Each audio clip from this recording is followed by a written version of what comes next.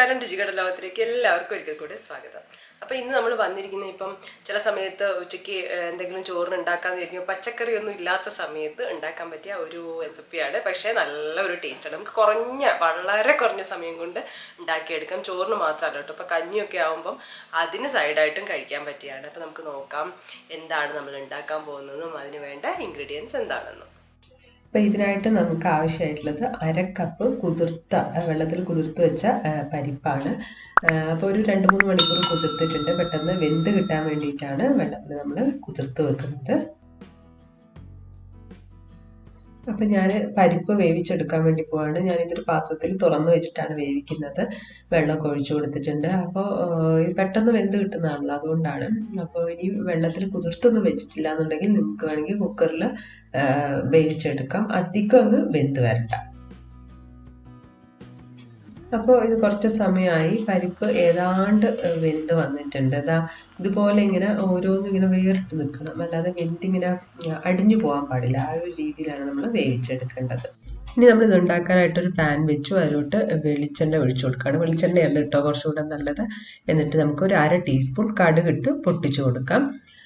ഇത് പൊട്ടുന്ന സമയം കൊണ്ട് നമുക്കിനി 2 സവാള ആവശ്യമുണ്ട്, മീഡിയം സൈസുള്ള. അപ്പോൾ ഈ സവാള ഞാൻ ചോപ്പറിലിട്ടിട്ട് ചെറുതായിട്ട് അരിഞ്ഞു കൊടുക്കുകയാണ്.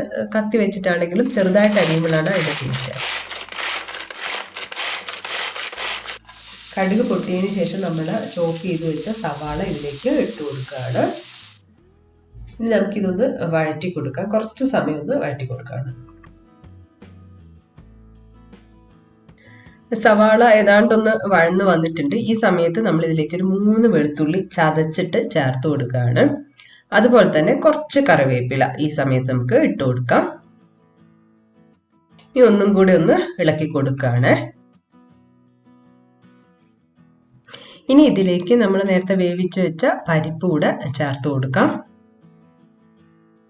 ഇതിലേക്ക് 1/2 ടീസ്പൂൺ മഞ്ഞൾപ്പൊടി, എരിവിന് വേണ്ടിയിട്ട് നമ്മൾ വറ്റൽമുളക് പൊടിച്ചതാണ് ചേർക്കുന്നത്.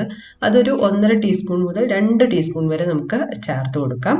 ഇതിൻ്റെ കൂടെ ആവശ്യമായിട്ടുള്ള ഉപ്പും കൂടെ ചേർത്തിട്ട് നല്ലപോലെ ഒന്ന് മിക്സ് ചെയ്ത് എടുക്കുകയാണ്.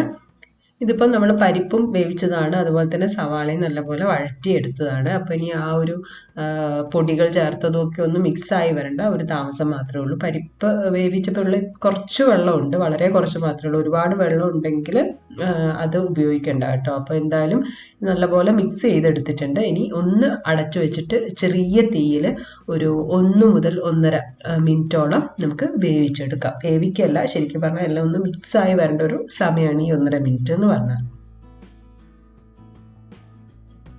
അപ്പം ഇതാ കുറച്ച് സമയം കഴിഞ്ഞിട്ടുണ്ട്. ഇനി നമുക്ക് തുറന്ന് നോക്കാം. അപ്പം ഏതാണ്ട് എല്ലാം കൂടെ നല്ല മിക്സായി വന്നിട്ട് നല്ലൊരു മണമൊക്കെ വരുന്നുണ്ട് കേട്ടോ. അപ്പോൾ ഒന്നുകൂടി ഒന്ന് ഇളക്കി കൊടുക്കാം. ഇനി നമ്മളൊരു കാര്യം കൂടി ഇതിലേക്ക് ചേർക്കുകയാണ്, ചിരകിയ തേങ്ങ. ഞാനിപ്പോൾ ഏതാണ്ട് ഒരു 1/2 കപ്പോളം ചേർക്കുന്നുണ്ട്. കൂടുതൽ ചേർക്കുമ്പോൾ ടേസ്റ്റ് കൂടും. അപ്പോൾ അതുകൂടെ ചേർത്തിട്ട് ഇനി ഒന്നുകൂടി ഒന്ന് മിക്സ് ചെയ്ത് കൊടുക്കാം.